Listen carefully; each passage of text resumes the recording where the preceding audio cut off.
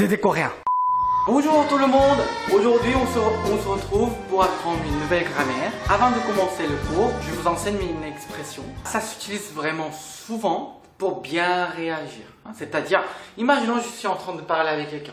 Tu sais, j'ai vu un voreuse dans le tram. Mais c'était qui? C'était Théo. Oh, hell no. Ah, c'est vrai? Quoi? Tiens, dans ce cas-là, vous dites aussi vraiment ou c'est vrai pour bien réagir, n'est-ce pas?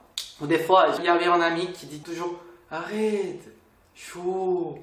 Il dit toujours arrête, chaud, arrête, chaud. Vous avez plusieurs expressions pour réagir, n'est-ce pas? En coréen, il y en a beaucoup aussi. 진짜? 정말? Peut-être certains d'entre vous connaissent déjà les deux expressions. Mais pour dire les deux choses, 진짜 soit 정말, essayez de dire un petit A avant. C'est-à-dire, au lieu de dire 진짜? 정말? Ah 진짜? Ah 정말? Voilà, ça enrichit. Ça, ce petit A enrichit l'expression. 자, la semaine dernière, on avait appris le verbe 있다 et 없다. Les deux verbes, il y a deux utilisations. Soit pour dire avoir, soit ne pas avoir, ou bien il y a quelque chose. Il n'y a pas quelque chose. Donc, ce qu'on avait appris, c'était avoir. J'ai quelque chose, je n'ai pas quelque chose, ou bien vous pouvez changer le sujet. Dédé n'a pas quelque chose, ou Jessica a quelque chose, voilà. Donc aujourd'hui, ce qu'on va apprendre, c'est il y a. Pour dire, il y a un chat devant la maison. Il y a ta voiture là-bas. Le verbe c'était 있다. 없다. 있다 signifie il y a, soit avoir. 없다 signifie ne pas avoir, soit il n'y a pas. Mais il y avait une question. Dédé, il y a des consonnes, donc il faut prononcer 있다 parce qu'il y a c'est double S. Mais quand il y a des consonnes en dessous, ça se prononce pas entièrement. Oh, ça veut dire quoi? Comme il y a des consonnes en dessous, ça sert à arrêter. Ça sert à arrêter la prononciation. C'est-à-dire, sans le double S, c'est I. Mais grâce à ce double consonne, juste avant de prononcer le S. Mais il ne faut pas prononcer it. Juste avant de prononcer le S. Le deuxième. Oh, Théon. Ok, mais il y a des consonnes différentes. C'est B et c'est S. Qu'est-ce que je dois faire? Vous considérez que le B, le premier lettre. Vous comptez que la première consonne. Au lieu de dire opsda, opta. Tiens, encore, comme il y a une consonne en dessous, vous ne prononcez pas le B entièrement. Vous arrêtez juste avant de prononcer le B. Opta, opta. Ça va? Itta. Au lieu de dire itsta.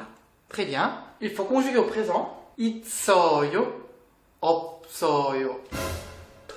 Dédé, tout à l'heure, tu nous as dit qu'on ne prononce pas le S, mais pourquoi on entend le S? C'est le rond. C'est le rond. Parce que la consonne rond, ça se prononce pas, c'est-à-dire on prononce la voyelle. C'est pour ça les double S en dessous se déplacent, c'est-à-dire ah, c'est une liaison? Oui, exactement. Quand il y a rond après, on fait la liaison. Mais je trouve que la liaison coréenne, ça s'arrive automatiquement. Je veux dire, il y a un chat. Alors, le chat, ça s'écrit comme ça, 고양이. C'est un sujet, n'est-ce pas? Donc, vous pouvez choisir entre les 4 particules de sujet, ce qu'on avait vu. Donc, ça se termine en quoi? Consonne ou voyelle? Voyelle, et I. Donc, vous pouvez mettre soit K, soit les deux sont possibles. Ensuite, le verbe il y a. C'est bon. Donc, pour dire quelque chose est là, ou il y a quelque chose, le sujet, et vous mettez la particule de sujet, et puis le verbe il y a, soit il n'y a pas. Ok, mais Théon, je veux préciser. Il y a un chat devant la maison. Il y a Dédé derrière la voiture. Je vous donne les locatifs. 앞에, devant. 앞에, devant. 뒤에, derrière. 뒤에, derrière.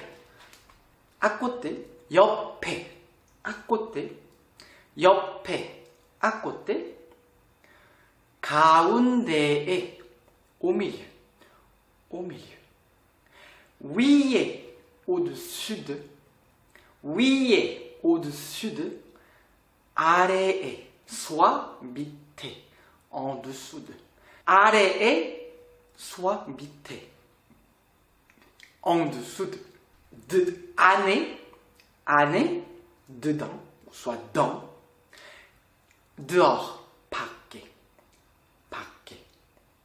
자, 오른쪽에, 오른쪽에, à droite.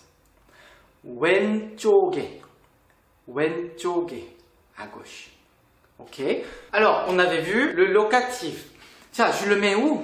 Vous le mettez juste avant le verbe. Il y a. Je veux dire devant la maison. D'abord, je mets devant. Après. Tiens, c'est au contraire. En français, vous dites comment? Devant la maison. Derrière moi.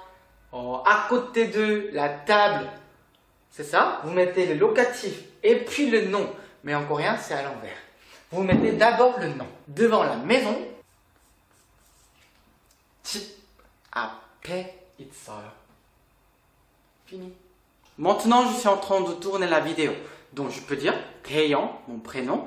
Taeyong est derrière la caméra. Tiens, je parle de qui? Taeyong ou la caméra? Qu'est-ce qui est plus important? Je parle de qui? Taeyong, n'est-ce pas? Donc, Taeyong, c'est ton sujet. Tiens, c'est ton sujet, donc il faut mettre la particule de sujet. Ça se termine en quoi? Le rond, le nasal en dessous. I, soit Taeyong, 있어요. 대형이 있어요 signifie il y a Taeyong déjà. Mais je vais vous préciser. Derrière la caméra. Alors, je mets d'abord le derrière ou caméra. À l'envers, donc je mets d'abord la caméra. Caméra. Tiens, derrière. Derrière. 뒤에. 대형이 soit 대형은 카메라 뒤에 있어요. C'est bon. Oh, je pense que Taeyong est derrière la caméra. Non, il n'y a pas Taeyong derrière la caméra. Qu'est-ce que je dois faire? Vous changez que le verbe de il 있어요 à 없어요. Très bien. Tiens, vous avez compris? Alors, on vient d'apprendre pour dire il y a quelque chose et il n'y a pas quelque chose. Si vous voulez préciser, vous pouvez utiliser les locatifs devant, derrière, à côté, ce genre de choses. Mais faites attention, c'est juste à l'envers. En français, vous mettez le locatif et le nom. En coréen, c'est à l'envers. C'est tout. Et des fois, on est curieux. On veut demander où se trouve la voiture, où se trouve le bâtiment, où est le blabla, où se trouve le chien. D'abord, je parle de qui encore? Je parle de chien, n'est-ce pas? Où se trouve le chien? Où est le chien? 강아지. 강아지, en fait, c'est un petit chiot. Vous avez aussi un autre mot. Ça, 개. 개 signifie vraiment le chien, grand. 강아지, petit chiot. 강아지, donc c'est ton sujet. On met quoi? Je peux mettre soit 강아지, 가, 개는 où se trouve. Donc c'est un verbe 있어요. C'est un verbe il y a. Où? Il manque le mot où. Le mot où.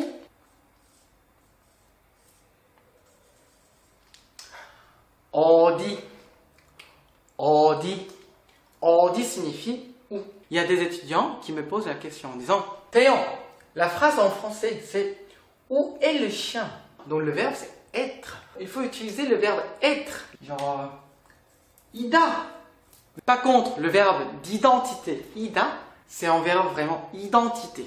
Pour parler mon ou leur ou son identité. Je suis blabla, je suis coréen, je suis français, je suis étudiant, je ne suis pas une fille. Donc dans ce cas-là, c'est un verbe d'existence. 있어요. Donc c'est pour ça que j'ai mis 있어요 au lieu de ida.